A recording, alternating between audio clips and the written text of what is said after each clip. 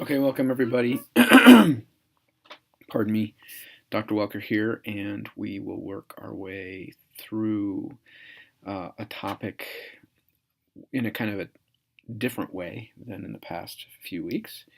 Here you're reading a couple of different books, and our emphasis here is on business and culture.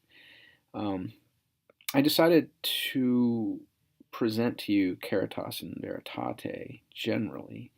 You could always, on your own, go read this excellent text from Benedict XVI, part of the more recent tradition in Catholic social thought. But I wanted you to dive into the Catechism for Business and the book From Encounter to Economy and perform the tasks in your journal and in the discussion page. Meanwhile, I'll give you an overview of this, bringing about a variety of conclusions, I think, that are excellent to see in the context of the more recent document from Benedict XVI. And here, I think there's a theme of how business and culture interact that is prominent. And right, the foundational element is, of course, the social principles, and they're always implied in documents like Caritas in Veritate. And the, of course, foundational element is human dignity at the core of who we are as human beings. We act in freedom to solve problems locally under the principle of subsidiarity. We attempt to put in place structures within what's known as the common good to ensure that persons are able to flourish. And we recognize that we have a duty toward others because of the nature of community, the solidarity that we owe them. And of course, love is expressed through freedom, truth, and justice. In the context of these social principles, then the various popes have been delivering to us a variety of insights. And so this week, when you read a Catechism for Business, you're actually tapping into a wide range of sources. And this text is excellent. It's very nice because now what it does is it takes the sources and thematically arranges them for us. So you have a task there, which is to focus on a section as assigned, you'll see in the discussion group. And then you're a little more flexible with regard to how you respond in your journal entry this time around. Likewise, I should remind you, right, that the final exam will open up very soon and be available for quite a long period of time till the end of the course. Okay. The big themes here this week are really conversion, which in terms of our course is something that is sort of implied from the beginning point, which was our document, The Vocation of the Business Leader. Right, vocation is a call, and a call is usually explicitly connected to a command to convert. And so what this means for us is seeing, judging, and acting, right, with a new kind of vision, a vision that derives from an encounter with Christ. The 5 pillars, right, of social teaching here can be arranged and stood upon, shall we say, in order to help us to kind of walk through chaotic environments and many minefields where we're going to encounter selfishness and injustice and so on. Right? It's our job, I think, to be leaders who exhibit a variety of virtues. Calling others to exhibit virtues in business is a hard task, but when we have been given much, we have much responsibility. I mean, that's not just some sentiment from a comic book, but derives from the teachings of Christ. And so Caritas in Veritate is from June 2009, an encyclical letter to all peoples by Pope Benedict XVI. Caritas in Veritate refers to the theme of charity and truth, and this text is primarily concerned with global human development It reminds us that charity is the heart of the social doctrine, and it has to be because, right, this is the new divine positive law. The law of charity is inscribed in human hearts, as predicted by Jeremiah. Charity isn't really, right, a pool of sentiments, but the pursuit of justice, which is a response to truth, the truth of who we are. And so the document calls for, and I quote, a Christian humanism that enkindles charity and takes its lead from truth, accepting both as a lasting gift from God.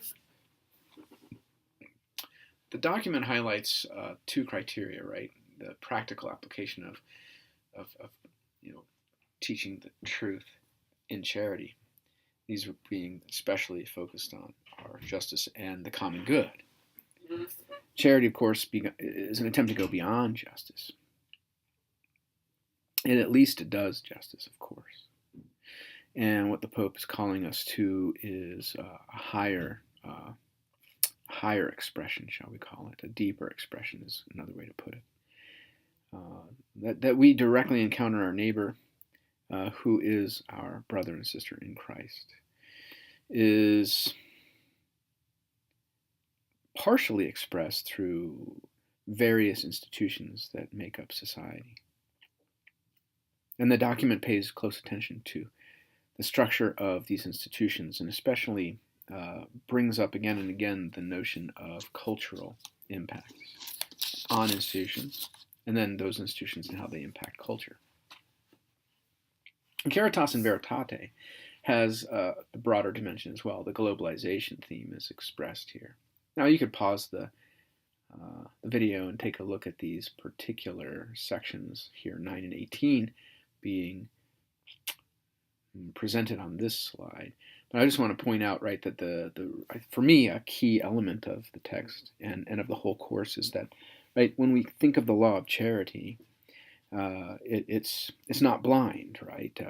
It's illumined by the light of reason and of faith, and that's a goal of our new MBA program initiatives, which is the notion of an integration of faith and reason when we present topics, so that we don't merely teach anybody technique. We want you to have competence and know the technique, but we want to be very, very clear about right, what is true about human persons that should inform decision makers. Now, there are 6 chapters in the text. The Holy Father especially harkens back to a previous global vision style of document, which was Populorum Progressio. The second chapter is really kind of a data chapter looking at development of humanity. The third chapter concerns economic development and civil society, and then the role of fraternity. These are sort of a broad mix of elements, different institutions that exist. Chapter 4 talks about development of persons and their rights and duties, and there's some engagement with the environment. 5 considers the issue of cooperation, and 6 looks at the development of persons in light of technology. In terms of referencing back to Paul VI's document, the Popularum Progresso, this was a document concerned with the problem of underdevelopment that had been experienced, that Paul VI thought was rooted in a lack of brotherhood. And so that document emphasizes the principle, especially that we're all children of God according to the gospel, that there should be not privilege or position of power, but all are one in Christ. Furthermore, right, the vision of the church is that, right, the development of persons, the operations of business enterprises, the functioning of financial systems, and so on, are not to be dehumanizing, but rather should have in possession a transcendent vision of what it means to be a person, that persons actually do need God. And that when we encounter God, it's then that we're able to see each other in truth, that we're able to recognize that there is a divine image in other persons is really a crucial feature of all social teaching. We see it expressed in the notion of human dignity, but here in Caritas and Veritate, the Holy Father's hearkening to a clear expression of this idea from Populorum Progressio. So when we think of the development of persons, we have to remember that business isn't the only sort of development and part of the whole engine. That we have to be concerned, yes, with technical aspects of life, but that man is going through a pilgrimage, and that this involves a pilgrimage with others, and that we have to identify the goal of that journey. This harkens, in my mind, to a text by C.S. Lewis called Mere Christianity. It's in the section on morality, which I recall is around chapter 3 in that book, when C.S. Lewis mentions that moral principles are operative much like a fleet of ships that are headed to a particular destination. Each ship has to be ship-shape or it will sink. This refers to personal ethics and the notion of virtues. Secondly, the ships should not be running into each other, causing damage. This refers to, of course, social conduct and the social principles, social ethics. And of course, there is a commander who has given the fleet a destination, and this refers to the key topic of pilgrimage through history. And the destiny of man is to have eternal happiness, right, with the triune God. So authentic development has to be cognizant of the integral elements of man as creature and as a spiritual being. That development addresses the entire person is what's very, very crucial. When we look at the common good, we actually have one approach, which is that of particularity, whereby social entities are contributing to society in and building up the common good in terms of their particular missions. That'd be a particular approach. And then we think of it in a more general term as well, that everything that is common to us in the society is effective, has impacts on us, and that we are responsible for safeguarding the good that is present in that society, which is going to help to build up persons and community. And so, one of the paragraphs that's really interesting in the Compendium on Social Doctrine in this regard is especially 164. That is this middle bullet here, the focus on the safeguarding of the effectiveness of the common good that we experience is kind of crucial. And then the Holy Father, in Caritas and Veritate, raises the issue of plentifulness in our world. In the past, our world was one in which many persons suffered from want, that were on the brink of really absolute poverty. And now we have a new kind of world. Our world is one where there is plenty.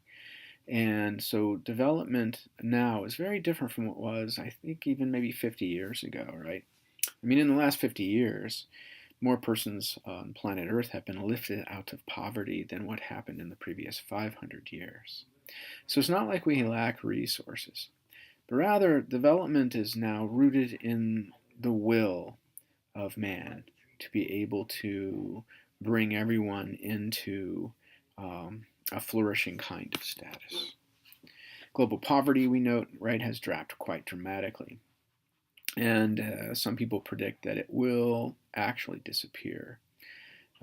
Alternative forecasts by 2050 have the absolute poverty ratio running under 3% in some scenarios and hovering around 13.5% in the more grim scenarios. These are all in constant 2005 dollars, and this is indicative of a quite dramatic poverty reduction occurring in our world. The long-run estimates are especially, you want to focus on the absolute poverty ratio line item there. It's got a head count, but it has the ratio as well. Where you see in 1820, right, in the whole world, absolute poverty was accounted for by a little over 85% of the world's population, and now we're running at around 21%. And in fact, that's the 2005 data, We're now at about 13%, just around 11 to 12 years later, after 2005. Part of the source of the reduction in poverty is, of course, global income rising very, very dramatically. This is the world GDP experience since 1999. We have, in effect, roughly doubled world per capita income. One trouble spot that to note, to kind of provide for us a sign of the need to exhibit a positive will that assists those who have been left behind, would be the case of West Africa and Nigeria. There has been some improvement, but things in these economies are far behind the development experiences of most of the rest of the world. Wealth is growing, but slowly.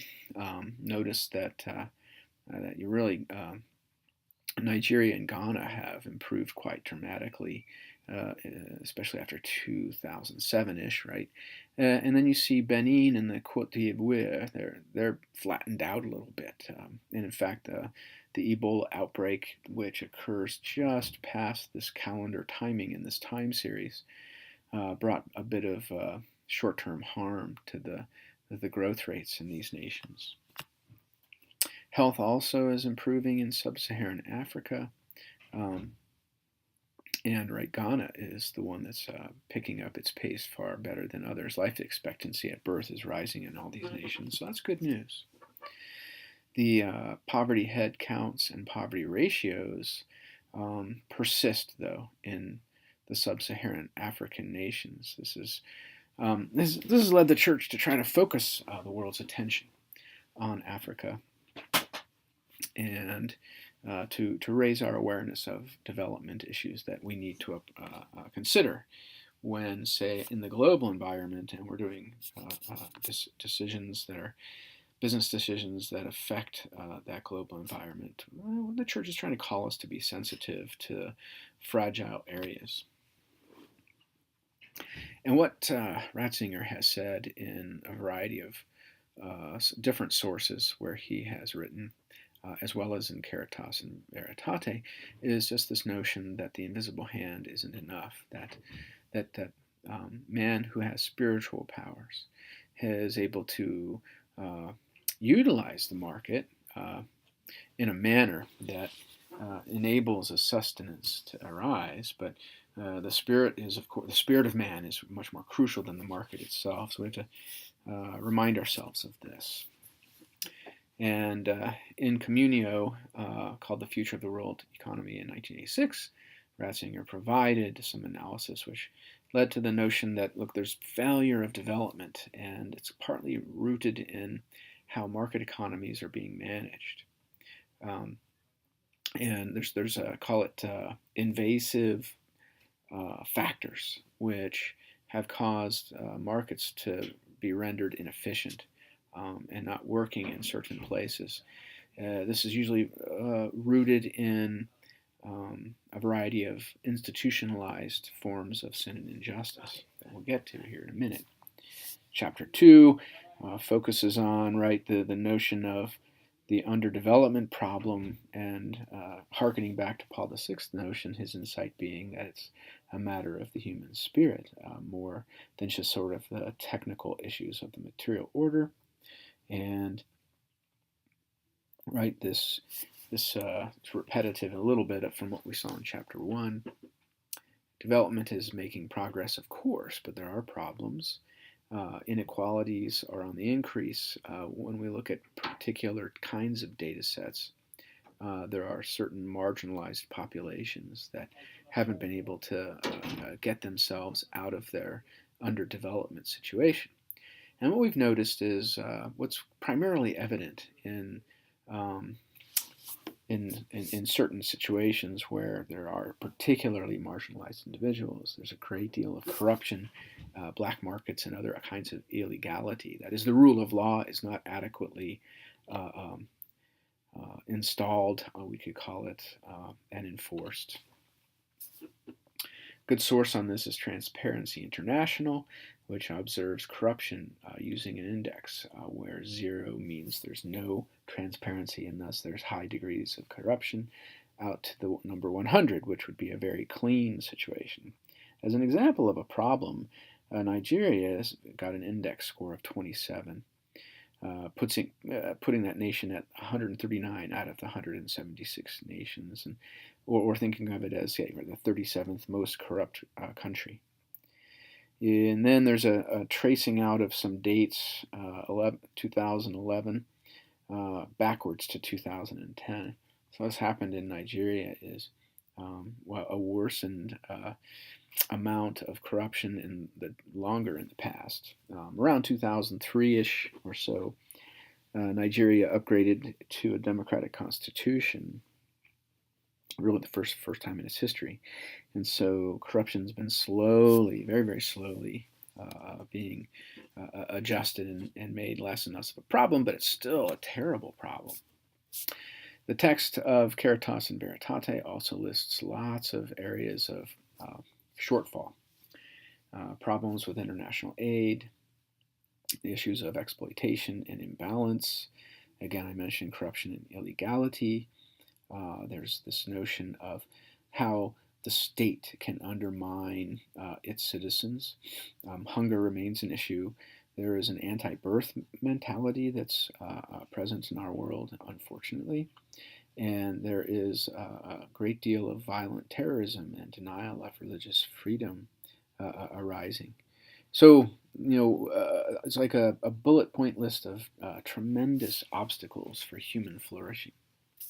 So the text calls for revising the model of development that we've been relying on. There's too many dysfunctions and false hopes rooted in the current development models that are practiced by nations and NGOs and so on. In different locations, there's still problems with disparities in wealth. There's some unemployment issues that are persistent, and there are tendencies to emphasize the short term over long-term developmental goals. In Chapter 3 of Caritas and Veritate, the Holy Father considers something called the logic of unconditional gift. Now, to put that into perspective, I'll kind of line it up with other actions and other, call it social exchanges that arise, where different kinds of justice would be the key element of the different forms of exchange between persons. And in this chapter, the text Centesimus Annus is referred to. Benedict XVI highlights the notion of the various dimensions of civil society. That you have the market and you have the state, and you have broadly civil society, sort of the social dimension. And all of them function together. They have to interact together. And in these differing contexts, we have different kinds of actions and expressions of charity that arise. So this view is one which is necessary for us to understand social development better and to pinpoint how our business or whatever our organization happens to be, what it could focus on to be sure to achieve and support the common good and to be cognizant of the law of charity toward persons. So you see the exchange type in the market is contracts. There is here a dynamic of gift which involves reciprocity. And that's, of course, under the realm of commutative justice. And the leg of the stool that supports our attitude and our action towards human dignity here is the common good leg. The state exchanges through the use of rights and laws. And this is an obligation, not a true gift. You give because you're required to give under coercive taxation principles. This involves distributive justice, and this leg of the stool is concentrating our attention on subsidiarity. The civil society is where the exchange process primarily is one of gift, where we give unconditionally. And this type of justice is social justice. And there you have the leg of the stool supporting human dignity, being right solidarity. So there are overlaps, of course, and say a business enterprise, of course, has a very crucial exchange function. Yet you see under corporate social responsibility movements a tendency to see that resources are available to act in ways that go beyond simple market mechanisms.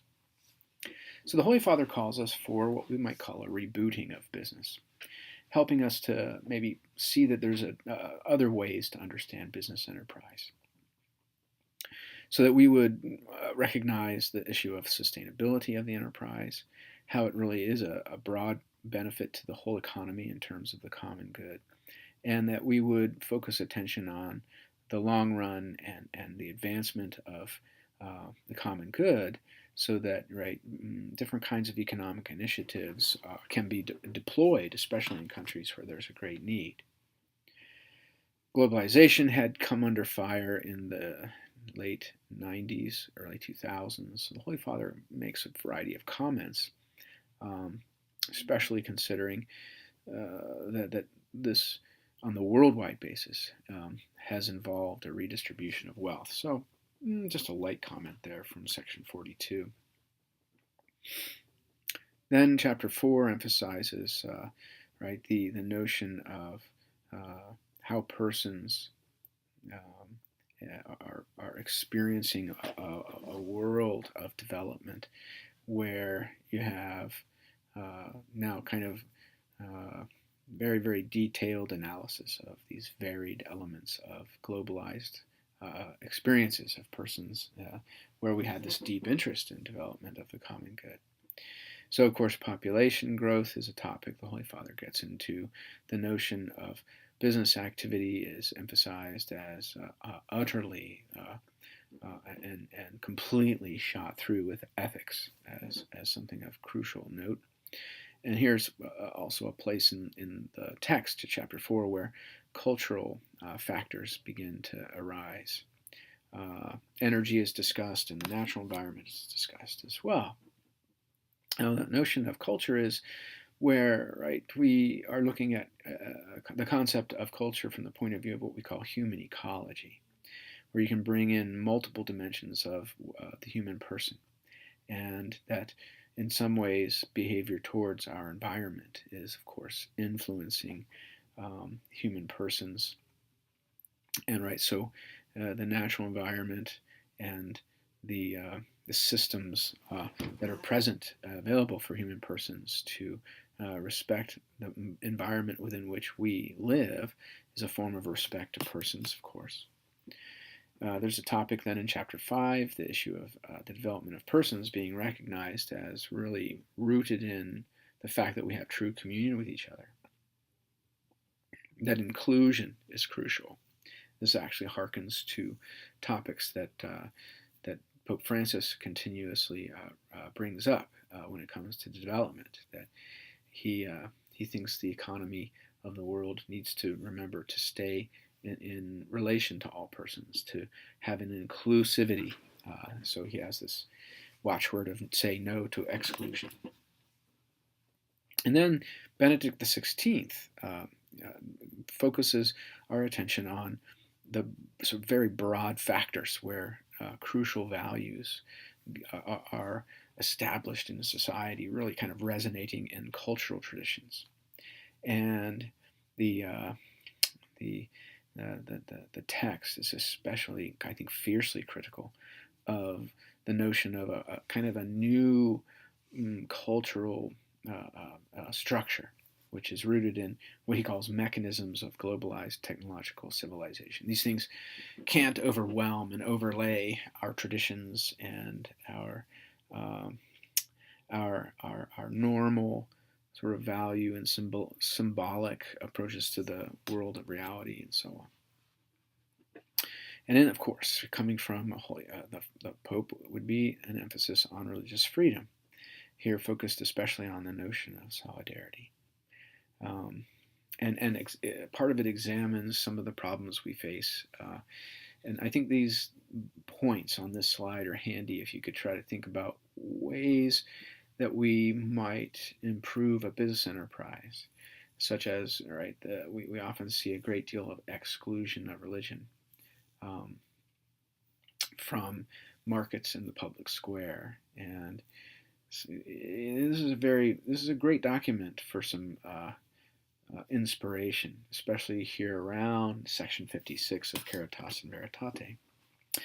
Emphasis in section 57 again is pushing us to think globally and to try to understand proper governance structures that would operate within a globalized environment. Very, very important topic.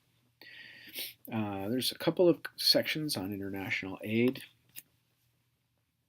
And the document pushes us to a very broad, almost like a Magna Carta kind of vision, where we, again, the whole person has to be attended to in the entirety of the economy. So our intention would have to be to do good for others. And this is a matter of the will, and of course the will does desire to do the good. However, there are structures of sin and injustice which can interfere in our ability to act in the manner that is proper. And so you see the document focus attention on granting persons access to education, cultural exchange and migration is brought up. There is a focus on what would be called decent work, not clarified too intensely at this. This is kind of a high-level document, so it's actually a hint that there are a variety of research projects that are focusing in labor relations and labor law on the nature of what is meant to be an appropriate wage and appropriate kind of work.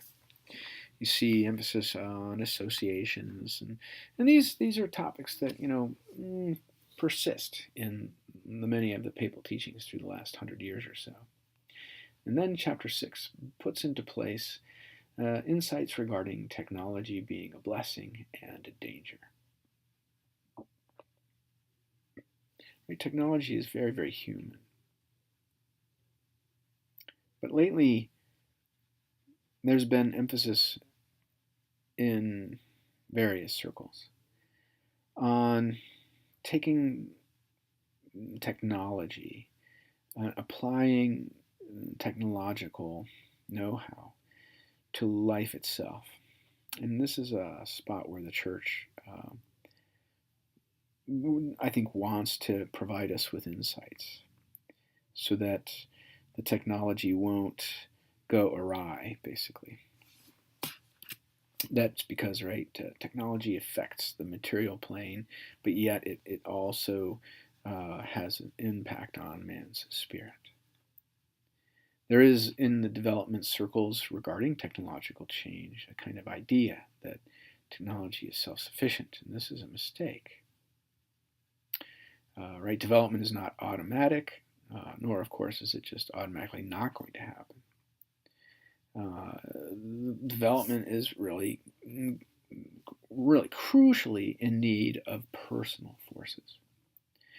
And, right, it would not be possible unless there were ethically good, virtuous men and women acting as solid leaders to build up the common good. Particular technological issues arise in the document. We see a focus on the media.